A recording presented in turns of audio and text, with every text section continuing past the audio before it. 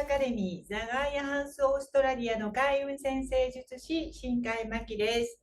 今日は、天王星のお話を少ししたいと思います。先生術に興味がある方だとちらほらと噂を聞いていると思うんですけれども、2025年問題って言われてますね。2025年に、先生術的に見てどう見ても大きな変化が起こると言われていて、それが特に日本に影響を与えると言われているんですけれども、実はその冥王星が水亀座に2024年の11月に移動してから、もう本格的に2025年以降は冥王星水亀座時代に移るっていうところが割とクローズアップされてるんですけど、この2025年問題の一番の、影響を与えている天体というか犯人は実は天王星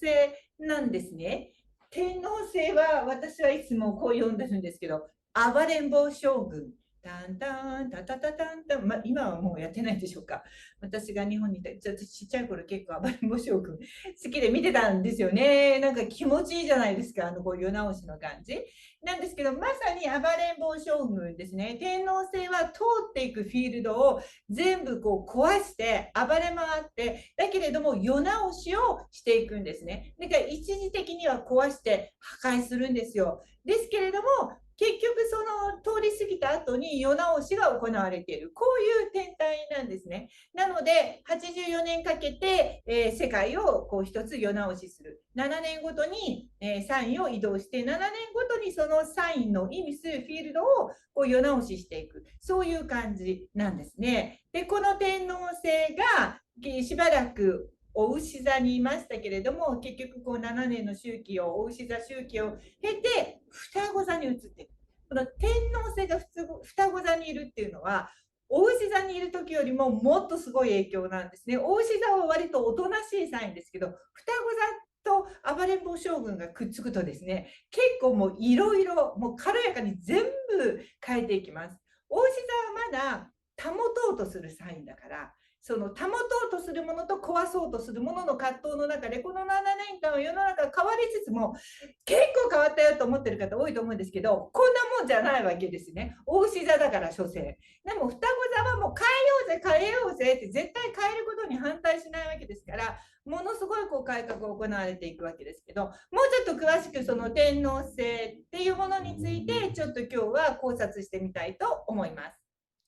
さあ、それでは先ほどお話しした通り、天皇制についてのお話なんですけれども、実は2025年に日本が大変なことになるという噂がこう SNS で飛び交っていますね。で、それが主に先生術のエリアから出ているんですけれども、実はその先生術の世界でそのように言われている一番の原因は天皇制の移動なんですね。2025年の7月の7日、実は7がキーワードですね。で、2025年の4月の7日に84年ぶりに天王星が双子座に戻ります、入ります。そして一旦逆行しますんで、お牛座に一旦戻るんですけど、2026年の4月の26日からは本格的に双子座の天王星時代を迎えるというふうになってます。で、この天王星っていうのは改革の星なんです。さっき言ったように暴れん坊将軍って私は呼んでいますけれども、世直しをするため、改革をするためには何かを壊すというプロセスを必ず通るんですね。で、一旦壊して更地にしたところに新しい制度、新しいもの、新しい価値観などを構築していく。この役割を持っているのが天皇制です。ですから歴史を振り返っても天皇制がサインを移動するために何かを壊して何かを構築してきています。で、そのプロセスの中で私たちは人類は、社会は地球は大きな傷を毎回天皇制のせいでなのかおかげでなのか傷を経験しているということです。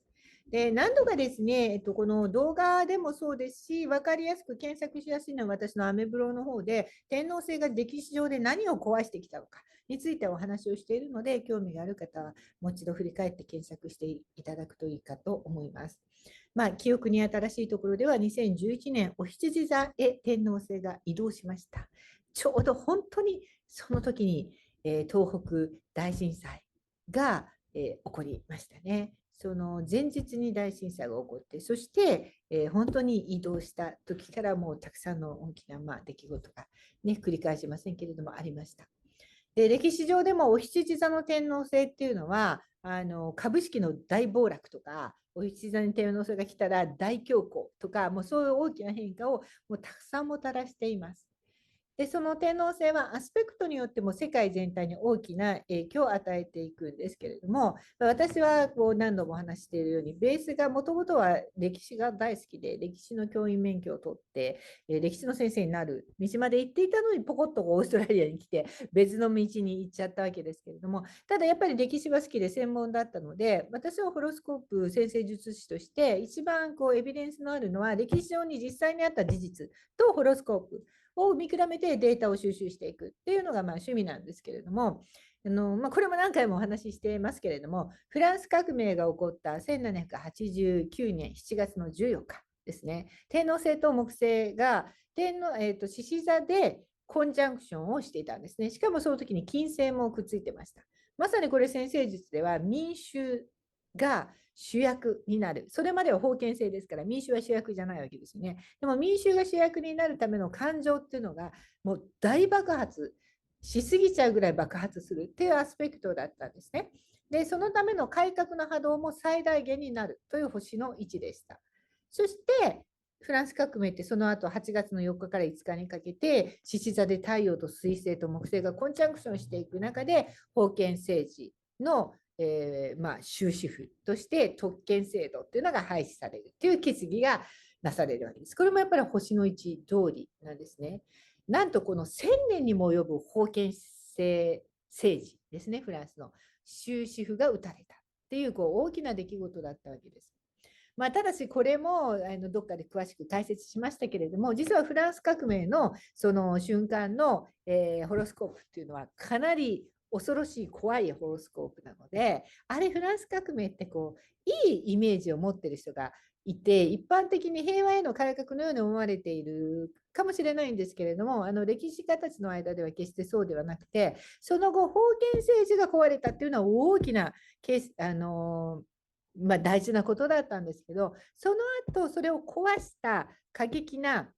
この先頭となっていた人たちが個人主義を極限まで推し進めた恐怖政治っていうのを始めるんですね。歴史でここも習ったと思うんですけど、忘れてる人が多いんですけど、実はそれよりも怖い恐怖政治へと移っていきます。たくさんの人が処刑にあったり、余計ひょっとしたら封建制とどっちが幸せだったのぐらいの、そういう時代に突入していくわけですね。だからこの封建制を終わらせた功績は多いんだけど、実はフランス人がその後幸せになったかどうかっていう議論がよく論争がされるんですけど、歴史家のほとんどはそういう意味では失敗だったんじゃないかと言ってる人が多いんですね。で、これも太陽、水星、金星、木星に応援された天王星が大暴走しすぎている結果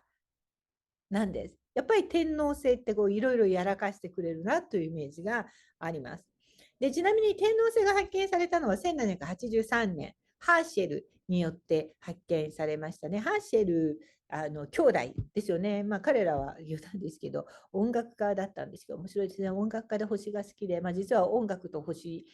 も実は関係していて、私の新世紀科学では空に音楽が奏でられていて、それが新世紀科学なんだよっていう話もするんですけど、だからちょっとこういうところにもつながっている気がしますね。で、このハーシェルは1783年に、発見したのは、自分たちで望遠鏡双眼鏡望遠鏡かを作ったからなんですけど、それまでのでは見えられなかったんです。肉眼で見れる、最後は土星までしか見えてなかったのを自分たちで作った望遠鏡でその外のものを見つけたっていうところから始まってるんですけれども、でこの天王星が発見された後、1783年からだーっといろんな世界でいろんな独立運動、独立戦争、フランス革命のような改革が続いていく。これもあって天王星は改革の天体と言われてるんですね。で、最初に言ったように、この天王星がどのサインにいるかによって、どの改革をするのかっていうところが変わってきます。天王星の改革のバカ力、どこで発揮するのか。で、今、お牛座にいるわけで、もうこのほぼ7年間お牛座にいて、来年移っていくわけですけど、このお牛座にいた数年の間に私たちが無理やりのように手放すことになったことがあると思うんですけど、それがお牛座の領域ですから、古い体制とか、古い価値観とか、ステータス神話ですね。有名企業に勤めていても、有名企業が、脱落していったりとか、たくさんの大きな企業が壊れていったりとか、もちろん COVID 等を体験して、古い仕事のやり方じゃダメで、オンラインが一挙に、上に上がっていったとか、こういうことですね。で、昨日までの自由や幸せが永遠に続くわけではないと。昨日までのやり方、言われた通りにやっていて、いっぱい勉強して東大に行けば全員が幸せになるわけじゃないんだなっていうことをみんなが経験しちゃったんですね、この7年で。なので、その古い神話がだんだん通用しなくなってきている。気づいている人たちが、でもまだたくさんじゃないけれども、何人かいる。古い体制にしがみついていたら安全じゃないよ。日本でも大きな事件がありましたね。大きな事務所。まさにこのお牛座ですね。の事務所にいれば安全だと思っていたら、実はそこにいた方が安全じゃなくて、そういう大きな構造や組織やステータスっていうのが当てにならないんだよ。そこに依存しているだけではダメなんだよということに気づいた7年間です。で、歴史上ではそういうことに気づくところから大体戦争は始まっているので、天皇制がお医者さんにいるときに人類はたくさん戦争の始まりみたいなものはありました。で、その始まりがあって双子座に移動していくわけですね。で、それが今度は2025年の7月7日なんですけど、じゃあ前回天皇制が双子座にいたときと同じようなことが起こるわけです。ですから、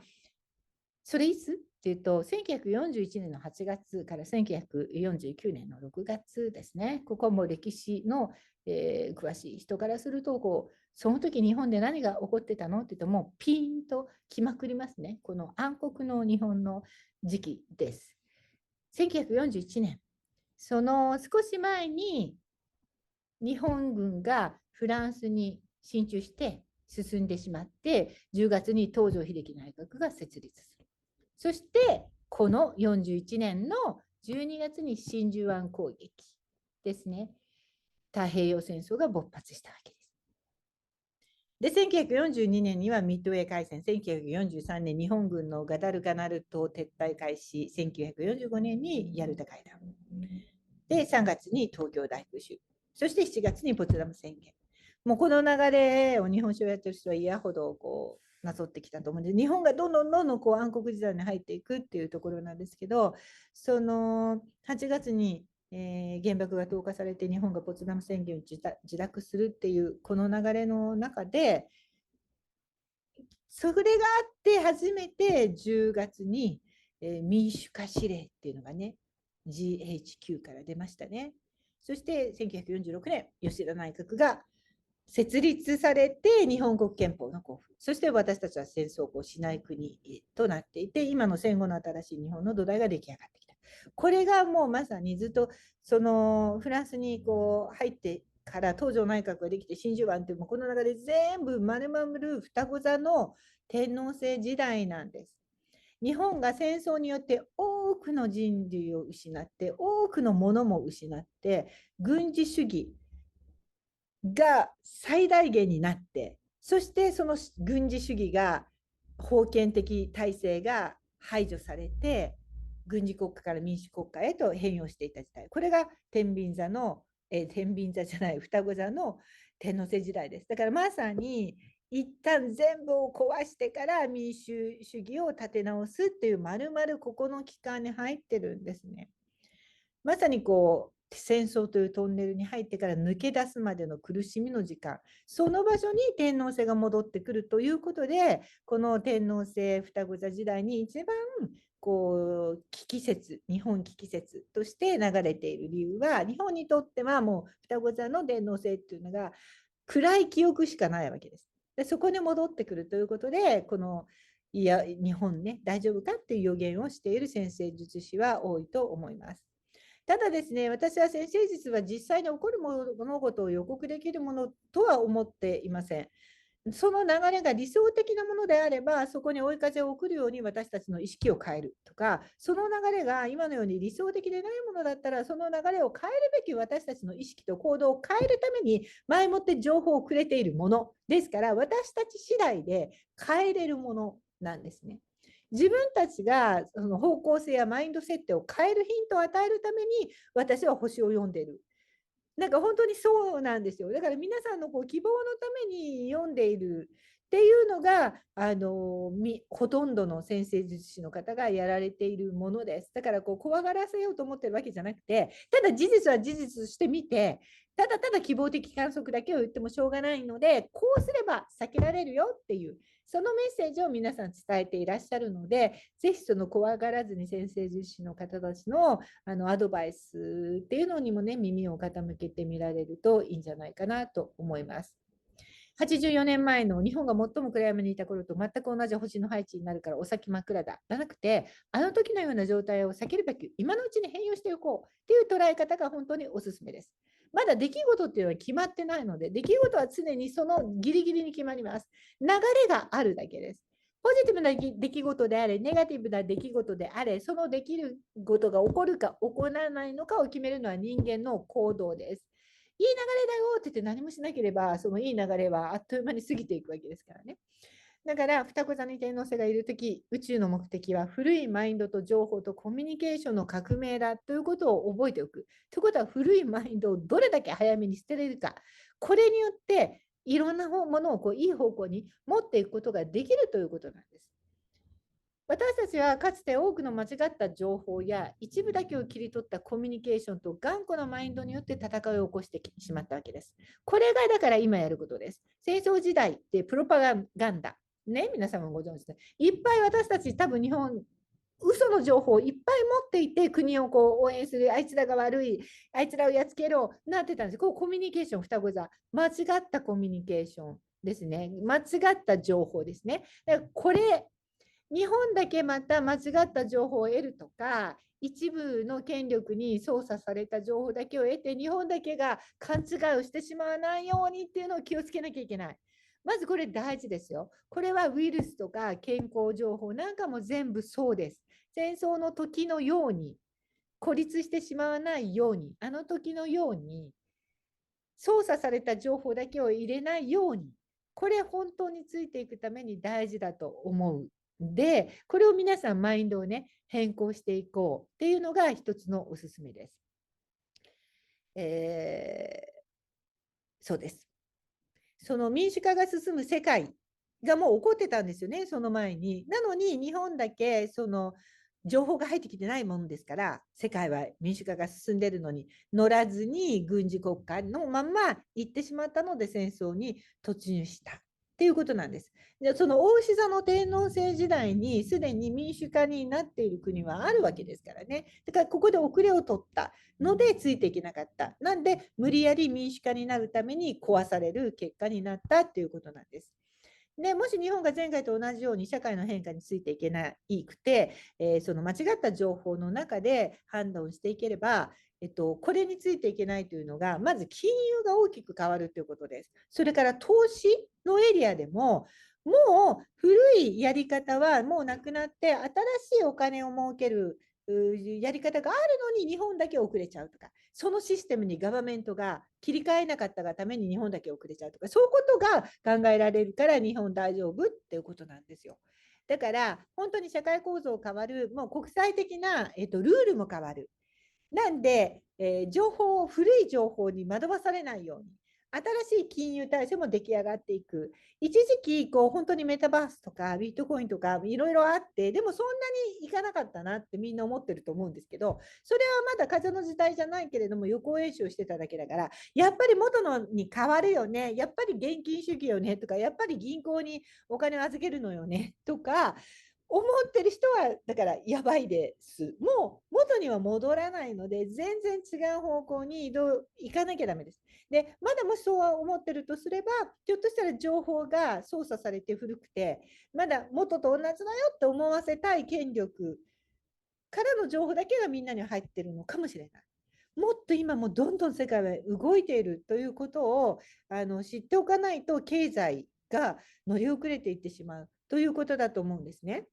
で、ただ私はさっき言ったようにもともと歴史が好きで、日本史専門だったの。日本が好きで、日本の国民が好きで、日本の伝統が好きで、だからそうやって大学でもそういう専攻していたというのは、日本人って世界で一番すごいなってやっぱり思っているんです。海外に住んでいたら余計思います。だからこう大きな原力はなかなか頑固なんだけれども、その最初の一歩として変化を受け入れないっていうところは日本人にはあります。でもそれはその権力にひょっとしたらこう割と感化されて、そのように思わされているだけなんですね。こっちの方が安全だよ。でもその一歩の変化を受け入れるっていう頑固ささえ手放せば、本来日本人は最も柔軟な脳を持ってます。それから最も頭がいいです。それから何といっても最も器用です。ですから実は一番変化に器用に乗っていけないんですよ、日本人の皆さんが。しかも調和を重んじるでしょ。風の時代はみんなで協力しながら社会改革を成し遂げていくんですね。OG は軽やかなんですけど、一人一人みんなこう別々に動くんで、そのものすごく効率悪いこともあります。私もオーストラリアでずっと働いてきてますけれども、その OG って本当に仕事の効率は良くなかったりするんですよ。ここのこここう手分けしたらいいのにとか、ここまでやっちゃったらここまで終わっちゃっとけば明日楽なのにっていうのをこうあまり苦手なんですね。やっぱりそういうの日本人は得意だから変化するぞってもう国全体で決めさえすれば多分日本人が一番最先端でうまく変化の波に乗る器用さはもう絶対に持ってる。世界のトップになって社会変革の一番になるって私は本当に昔から思ってるんですよ。ただその一歩が踏まないっていう変化しないことにしようねっていうなんかこうある塊みたいなもの。だからそこさえ手放していけば本当は双子座の天秤座時代っていうのは実は日本が世界のトップに立てるチャンスじゃないかなと本当に思っております。広く大きな視野視点っていうものを手に入れて多角的に物事を見つめる、そしてずっと学び続ける、アップデートし続ける、迅速に動く、そしてユニークで独創的な知性を育てる。これが双子座の天皇星時代の目的です。今言ったことを日本人は全部本当はできるはずです。一歩さえ踏めば。ですから、この双子座の天秤座時代にこういう改革をしようと思っているならば、こうもっと新しい学び方とか、学校の学びじゃない学びとか、もっと自由になるための学びとか、狭い視野じゃなくて広いグローバルな視野で物事を見つけるための学びとか、そういう本当に学校ができるとかね、していけば日本人が間違いなく一番頭がいいはずなんで、ただそういう学校がないからね、グローバルな多角的な視点の今だいぶ増えてるけどやっぱりまだまだ少ないっていうか、学校自体が全部学校がそうなればいいのに、そしたら多分日本人が一番理解できる頭を持ってるんじゃないかなと思います。多様性の時代そのものです。ユニークさを受け入れる時代にもう間違いなくなるんです。一人一人の違いを受け入れる時代にもうなることは分かってるから、もう変わっていくってことが本当に大事。なのでみんな一緒にこれをすべきっていう正しさにすがりたい。古くからの思っている人はそれは徹底的に壊されていくから、そんな国は壊されていくし、そんな人の人生はこう壊されていくっていうか、マイナスなんで、もうこの2014年のうちにどこまで変われるかです。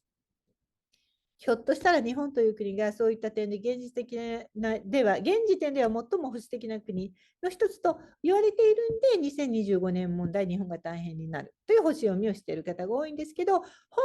今言ったように、日本人の軽やかさと頭の良さと器用さと柔軟さと調和していく力を使えば、団結して最先端の軽やかな国になっていくんだけどなと思います。だから壊される前に私たちがさっさと壊してくれなくても大丈夫、私たち自分たちで改革するんだからってなっていけばいいですね。そしてそのための準備期間が2024年です。一人一人の個性、光、強み、価値観を受け入れて、どんどん軽やかにみんなで変容していきたいと思ってます。ですから私もなんかこういう発信もしてるし、セプタグラムソウルジャーニーコーチングというこの宇宙から降りてきたこのね7がキーワードなんで、本当に7ってすごく大事でございますので、だからこの7芒星の軽やかさを日本で提唱してくださる方、広めてくださる方も募集していて、なのでこのプラクティショナーになってくださる方も募集してますという宣伝も最後にさせていただいて、気になる方はぜひ個人セッションにもお越しください。みんなで本当軽やかに変容していこうよって思ってます。歴史上の出来事とホロスコープの考察が先生術の醍醐味というお話はこれまでもたくさん例を挙げておりますので、さっき言ったように詳しくはブログ、アメブロの方で検索をしてみてください。いろいろと出しております。ということで、こういったことも含めて、プロ先生術講座も始めておりますし、先生術師養成コースも全部オンラインで、できるように、どこからでも簡単にアクセスできるようになってますので、興味のある方は講座にもお越しください。ということで、みんなで素敵な変容を遂げていきましょう。素敵な一日を。